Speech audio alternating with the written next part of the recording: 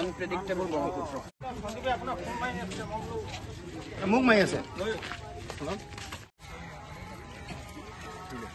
কি খবৰ সমগ্ৰ অসমত বান পৰিস্থিতি এটা ভয়াবহ ৰূপ ধাৰণ কৰিছে আপোনালোকে সকলোৱে দেখিছে শেহতীয়াকৈ হোৱা নেৰানেপেৰা বৰষুণৰ ফলত ব্ৰহ্মপুত্ৰ আৰু ইয়াৰ উপনৈৰ বাঢ়নী পানীয়ে চাৰিওফালে বিস্তৃত এলেকা প্লাবিত কৰিছে আৰু বহু পৰিয়াল এই বানপানীৰ ফলত আক্ৰান্ত হৈছে এতিয়া বিভিন্ন ঠাইত আমি দেখিছো যে শিবিৰ অস্থায়ী শিবিৰ পাতিব লগা হৈছে আজিও বহু খবৰ আহি আছে বিভিন্ন বান্ধ ভাঙিছে ৰিং বান্ধ ভঙাৰ খবৰ আমাৰ মাজলৈ আহিছে গতিকে তেনেকুৱা এটা সময়ত আমি চৰকাৰৰ ওচৰত আহ্বান জনাইছো যে চৰকাৰে যুদ্ধকালীনভাৱে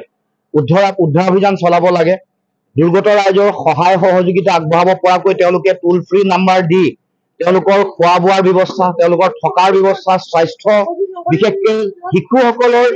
স্বাস্থ্য আৰু তেওঁলোকৰ খোৱা বোৱাৰ যতন তেওঁলোকৰ শিশু খাদ্যৰ বিশেষ ব্যৱস্থা গ্ৰহণ কৰিবৰ কাৰণে চৰকাৰে ব্যৱস্থা গ্ৰহণ কৰিব লাগে এই ঐতিহাসিক ডিব্ৰুগড় চহৰতো আমি দেখিছো যে ইয়াত ভয়াবহ বানপানীয়ে গোটেই চহৰখন আক্ৰান্ত কৰিছে আৰু কৃত্ৰিম বানপানীয়ে এটা ভয়াবহ ৰূপ এই ডিব্ৰুগড়ত আমি ধাৰণ কৰা দেখিবলৈ পাইছো অতি অপৰিকল্পিতভাৱে তেওঁ যিটো নলা নৰ্দমাৰ ব্যৱস্থা কৰিলে তাৰ ফলত আমি দেখিছো যে এতিয়া ব্ৰহ্মপুত্ৰৰ বুকুৰ পানী স্তৰটো নমাৰ পাছতো ইয়াৰ পৰা চহৰখনৰ পৰা পানী ওলাই যোৱা নাই তাৰ মানে এই প্ৰশাসন বা চৰকাৰে এতিয়া বৰ্তমান যিগৰাকী সাংসদ ইয়াৰ পৰা প্ৰতিনিধিত্ব কৰিছে তেওঁ এই ডিব্ৰুগড় চহৰ প্ৰতিনিধিত্ব কৰি অসমৰ মুখ্যমন্ত্ৰী হৈছিল কিন্তু ঐতিহাসিক ডিব্ৰুগড় চহৰখনৰ এই কৃত্ৰিম বানপানীৰ সমস্যা ইয়াৰ নলা নৰ্দমাৰ সমস্যা ইয়াৰ পানী নিষ্কাশনৰ যিটো ব্যৱস্থা এতিয়া অতি সুপৰিকল্পিতভাৱে কৰিব লাগিছিল বিজ্ঞানসন্মতভাৱে কৰিব লাগিছিল এইটো কৰাত চূড়ান্তভাৱে ব্যৰ্থ হোৱা আমি দেখিবলৈ পাইছো আৰু যাৰ ফলত আজি ডিব্ৰুগড় চহৰৰ ৰাইজে জীয়াতু ভুগিব লগা হৈছে গতিকে আজি ডিব্ৰুগড় চহৰৰ বিভিন্ন প্ৰান্তৰ মানুহলৈ আহিছো আমি আমাৰ দলৰ তৰফৰ পৰা এই অঞ্চলৰ ৰাইজৰ তৰফৰ পৰা আমি খাদ্যৰ যোগান ধৰিবলৈ চেষ্টা কৰিছো মাত দিছো কিন্তু আমাৰ এই ক্ষেত্ৰত প্ৰশাসনৰ চৰকাৰৰ সংশ্লিষ্ট কৰ্তৃপক্ষ বা বিভাগীয় মন্ত্ৰীৰ তেওঁলোকৰ দায়িত্ব অধিক বেছি আছে তেওঁলোকে এই ক্ষেত্ৰত অতি সোনকালে যাতে ব্যৱস্থা গ্ৰহণ কৰে এতিয়াও আজিও যিবোৰ অঞ্চল প্লাবিত হৈ আছে বিশেষকৈ চহৰ মাজমজিয়াত এইবোৰ কেনেকৈ উলিয়াই পঠাব পাৰি তাৰ কাৰণে বিশেষ ব্যৱস্থা গ্ৰহণ কৰিব লাগে আৰু দেখিবলৈ পাইছো যে বিভিন্ন মন্ত্ৰী বিধায়কে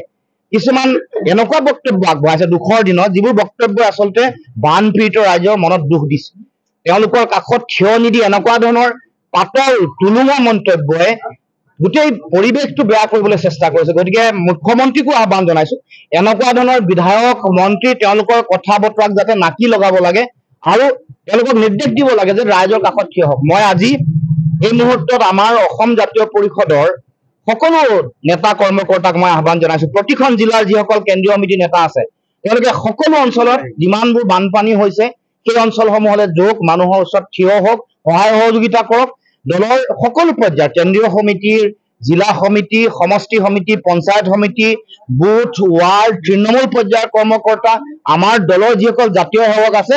সকলোৱে বানপীড়িত ৰাইজৰ ওচৰলৈ গৈ উদ্ধাৰ অভিযানত নামক সহায় সহযোগিতা কৰক পাৰ্য মানে খাদ্য পাতি যোগান ধৰক পশু খাদ্য শিশু খাদ্য যোগান ধৰক আৰু দৰৱ পাতি যোগান ধৰাৰ ব্যৱস্থা কৰক